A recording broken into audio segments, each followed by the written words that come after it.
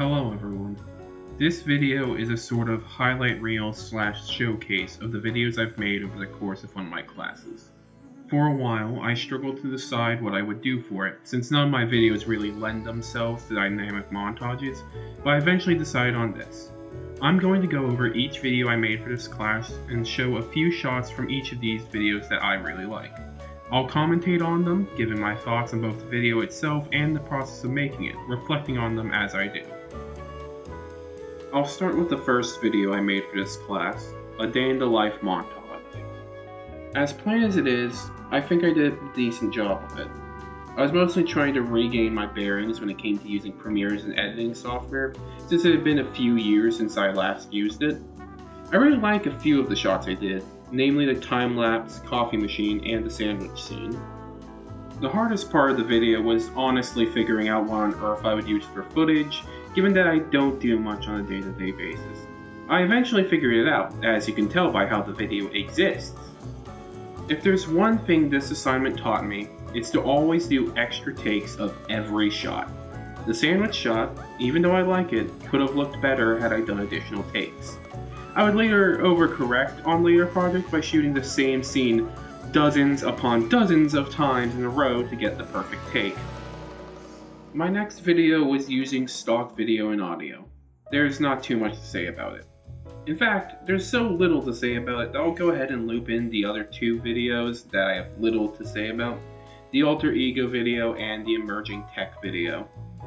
All three of these assignments, while I think I did well enough, are simple and uninteresting to explain. I had to use stock audio and video editing to change the tone of a piece of stock footage in the stock footage video. I had to show myself transforming into an alter ego in the alter ego video. And I had to use an emerging piece of video technology to make a video in the emerging tech video. If I had to choose a favorite of the three, I'd choose the stock audio and video one. Not only because I put time and effort into choosing the proper pieces of stock audio to create the desired effect, as well as editing the video together properly, it's also the most viewed video on my YouTube channel at the time of recording, with over 2,000 views. The next video I'll be spending time talking about in greater detail is the nature documentary. I enjoyed making this one. It gave me an opportunity to look around Orlando and the UCF main campus, and I was also able to get my mom to help me out a little by having her send me a picture of the massive live oak next to her house.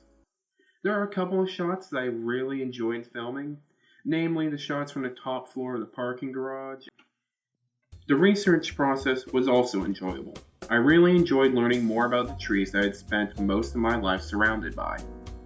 If this assignment helped me learn anything in regards to video making, it was that it refreshed my memory on how to properly use the effects control panel and keyframes.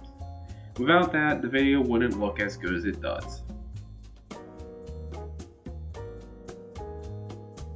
The last video that I made for this class that I have something to say about was the Joel Haver tribute. I had to produce a video using the same tools and techniques he uses in his videos that he describes in the video on his own channel. I had originally intended to make a more elaborate video, but the technical difficulties I had using the animation program he uses, plus the challenges I had with editing the keyframes in Photoshop, meant that I had to scrap that idea and come up with a new one. I decided to lean into the issues I was having with the software and make it part of a joke. I filmed myself talking to the camera for a minute, animated it using the software, and then dubbed over it. In some ways, I honestly prefer this video to the one I had initially planned. It was nice not needing to worry about whether or not the shot itself was perfect, since any imperfections simply added to the joke. Overall, I'm satisfied with the videos I made for this class. Of course, there are some things that I'd want to change if I were to make them again, but I'm happy with they turned out all the same.